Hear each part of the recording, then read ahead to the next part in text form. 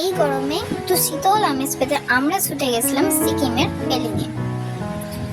আমরা সেভক হয়ে গেছিলাম। যাওয়ার পথে এই ব্রিজটি আমাদের চোখে পড়ে, সেভকের করোনেশন ব্রিজ। এই ব্রিজে আমরা নেমে গেছিলাম একটু ফটোশ্যুট করতে, এবং দারুণ ফুরফুরে হাওয়া এবং ভিউটা জাস্ট দারুণ। পিছন থেকে আমার হাজব্যান্ড একটু পোজ দিচ্ছিল। আমরা হোটেলে এসে দেখতে পাই কাঞ্চনজঙ্ঘার এই ভিউটা জাস্ট অসাধারণ। দীর্ঘ 15 দিন থেকে দেখা যাচ্ছিল না আমাদের হোটেল থেকে জানালেন, এবং আমরা লাকি যে আমরা দেখতে পেয়েছি। বিকালের দিকে ঠান্ডা পড়তেই হোটেল থেকে আমাদের বনফায়ারের ব্যবস্থা করে দিয়েছিল। তারপরের দিন সাজুগুজু করে আমরা চলে গেছিলাম পেলিং থেকে এক্সপ্লোর করতে। যাওয়ার পথে আমরা এটা পেলাম Rimbi waterfalls.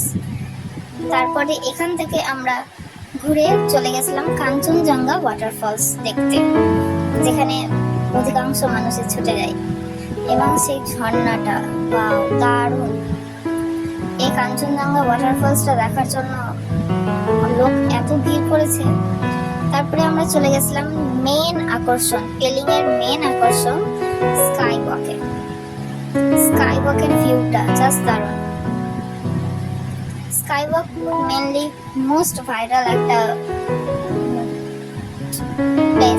Tourist place. Pelling এর স্কাইওয়াকের এই রুফটপটা অনেকটা বড়, যেটা ঘুরে ঘুরে ঘুরে খুব সুন্দর, চারিদিকটা অসাধারণ ভিউ, এবং পাহাড়টা সম্পূর্ণ দেখা যাচ্ছিল চারিদিক থেকে। তারপরে আমরা চলে গেছিলাম লেকশিপ মহাদেব টেম্পল। ওখান থেকে আমরা ব্যাক করে পরের দিন চলে গেছিলাম এটা, এবং এখান থেকে নদী বয়ে যাচ্ছে পাথরের উপর দিয়ে, দারুণ। ওখানে আমরা ছবি তুলেছি। তারপরে আমরা মন্দিরে প্রবেশ করলাম। এটা একটা ছিল শিব মন্দির। এই ঘুরে আমরা 3 দিন 2 রাত্রি থেকে আমরা বেরিয়ে গেছিলাম, এবং যাওয়ার পথে কিছুটা রিলস বানিয়ে আমরা বেরিয়ে গেছিলাম।